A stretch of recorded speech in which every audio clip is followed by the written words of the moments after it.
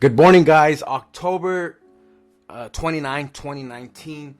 We're at the tail end of October. Critical CB number that came out. We had conference board. According to Reuters, confidence U.S. consumers confidence slips in October. And as we read the article, U.S. consumers confidence unexpectedly fell in October amid household concerns about short-term outlook for business conditions and job prospects. So this is just, I guess, if you want to look at it as arbitrarily, it is anecdotal evidence of a weakening economy. Consumers don't have too much confidence in the near future, especially business expectations. The conference board said its consumer confidence index slipped to a reading of 125.9 this month from an upwardly revised version of 126.3. And if you go to Forex Factory, so we saw these exact numbers from the CB. So the trend seems to be as people are starting to realize that we don't have a robust economy. We have the biggest welfare state we've ever had. Sorry. So we have the massive amount of unemployment. Even the job growth that we do have, it's in very low skill sectors, mostly in hospitality and retail. We don't have a manufacturing sector here. So when President Trump talks about making America great, America was made great after World War II because of our manufacturing, because we made such quality things that the world wanted. And at that point in time, we also had a gold standard. And President Trump has talked about auditing the Fed when he was a candidate, and how Yellen pretty much enabled Obama's economic numbers. And the reality is he's asking the exact same thing from Jerome Powell. The truth is that we don't have a strong economy, and it's when you look at the S&P, the Dow Jones, and the Russell and indexes in this country, they're at somewhat all-time highs, except for the Russell. But that's just an artificial stimulus from where we have QE4 and we have all these programs. And another hidden thing that they're not going to talk about is exchange stabilization fund, which is literally currency manipulation by the Treasury and the Fed. But they want to label China and Russia as currency manipulators, and it's not fair that they're weakening their currency to make exports look attractive, and when that's exactly what Trump wants. And he's going to try his darndest to try to enable the Fed to lower interest rates again Wednesday, tomorrow. But, this is, again, a great opportunity for you guys to get physical gold and silver, because a lot of people don't realize that this is money by all definitions of it. So we go to our weekly chart for gold. We see this flag formation somewhat forming in the weekly and daily chart. To me, quite honestly, if we go down to the daily, it kind of turns into a head and shoulders pattern, and somewhat of a downward channel. You see lower lows in the daily chart, but to me, this is just, again, artificial stimulus. This is paper-driven commodity, gold and silver. So another piece of anecdotal evidence for you guys is the indictments, the RICO indictments from the metals desk at JP Morgan. And my strong belief is once the discovery comes out and the S hits the F, that we will realize that it's not just JP Morgan, it's guys in London, guys in Chicago at the COMEX, just pumping paper contracts. Their contracts to physical holdings of gold is about 200 to 1. So it takes about half of a percent for the COMEX to be illiquid in gold. But gold is still kind of hanging around that 1500 handle, which is a strong psychological number. To me, I don't believe in that. I kind of look at support and resistance as somewhat arbitrary, but we do see technical traders positioning themselves around these numbers. Maybe on the short side, open interest definitely isn't indicated for me again as far as the short selling goes.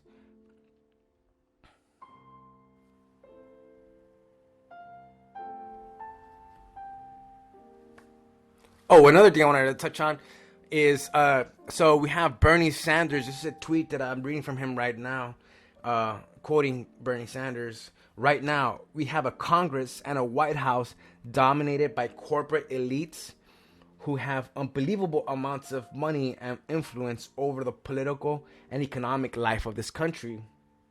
I'm not going to be dominated by these guys. I will take them on and I'll beat them. Well, this is the flaw in Bernie's statement, is that he's not gonna trying to take on these guys, the bankers. He's gonna work right with them, you know. He has as his economic advisor Stephanie Kelton, who is a big proponent and originator, along with Warren Mosler, of modern monetary theory. And I have a few videos already explaining the madness of modern monetary theory.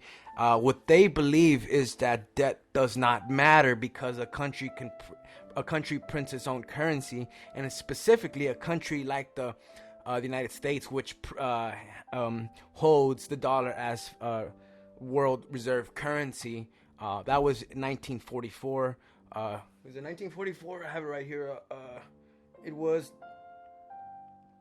I think I took it down. Oh, whatever. It was after World War II. Bretton Woods agreements, which made the dollar the reserve currency. Stephanie Kelton does not understand basic, what we call in Austrian school, praxeology, and the immediate response to this is going to be negative for the U.S. consumer, because they're going to start realizing, hey, these guys are just printing money. There's no value in what they're doing because they're not bringing value to society. For example, when let's say I weld a piece of metal, or I work on a car for somebody, and I get exchange value for my work as dollars, right? And I can exchange those dollars for other value. But when the Federal Reserve and Stephanie Kelton, they're gonna work hand in hand on this, when they can just say, no, we know what we can regulate. They're the opposite of supply siders. They're demand siders.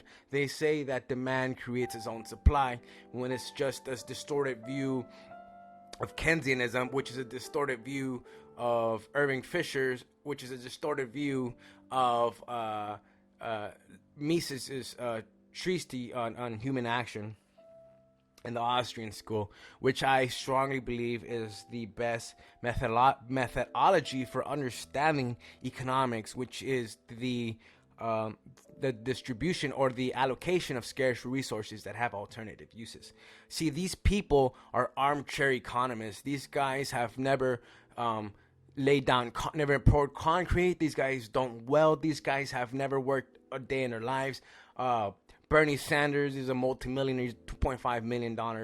And he's bashing capitalism when capitalism is the driving force that removes people from poverty, because it enables them to exchange their relative value for the things that they contribute for others people's value for what they contribute. So it's just, money is just a medium of exchange.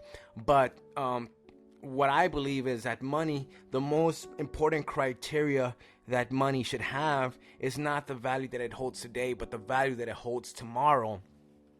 So if people start realizing that MMT isn't making sense, and they're just distorting through taxation and expansion of the money supply, which is by definition inflation. So they think they can tame inflation, which is price inflation.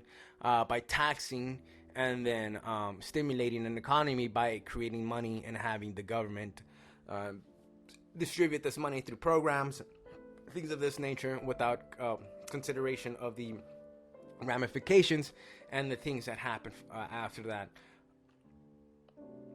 But it's trending for people in my generation to be more into social justice, the Democratic Party's view, democratic socialism, things of this nature. When you look at the ideas that are being brought up now by Stephanie Kelton, by Warren Mosler, by Bernie Sanders, by Beto O'Rourke, by all these guys, this is nothing new, nothing at all.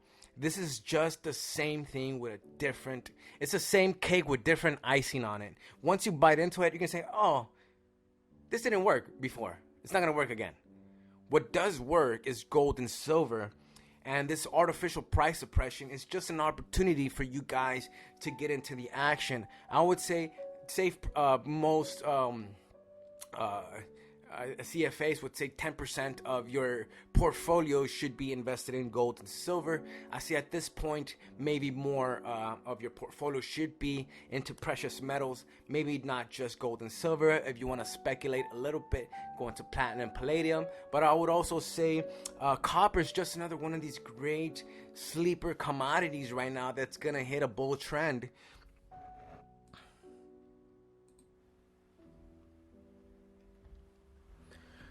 Dollar index, it's still relatively high to gold and silver. The reason being is because we do have stimulation, and it's going into these money markets. It's going into equities, instead of going into the real economy.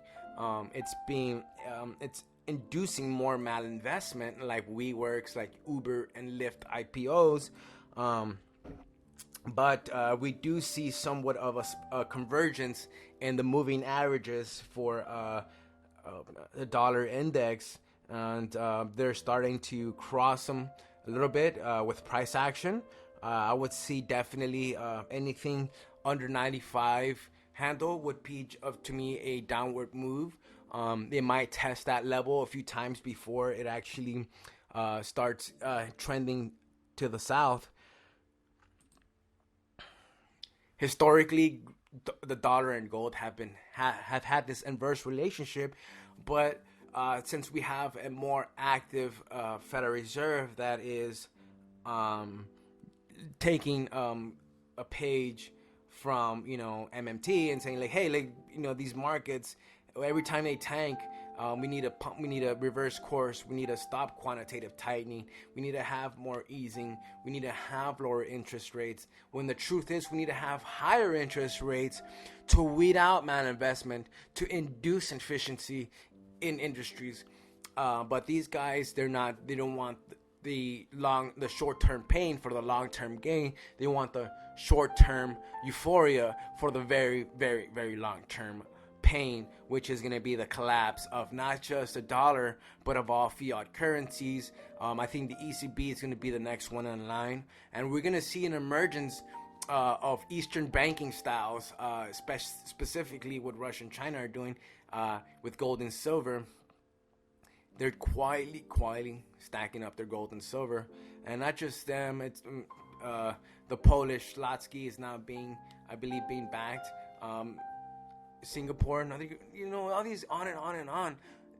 There's a divergence in banking styles where we have fiat currency and a hybrid of fiat and gold-backed currencies.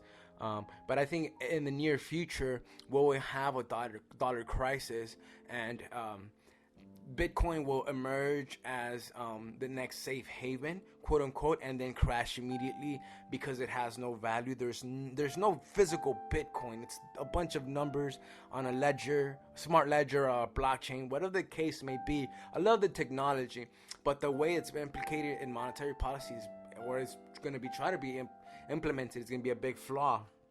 When gold and silver will be sleeping, maybe still at that $1,500 level. Key resistance is 1900.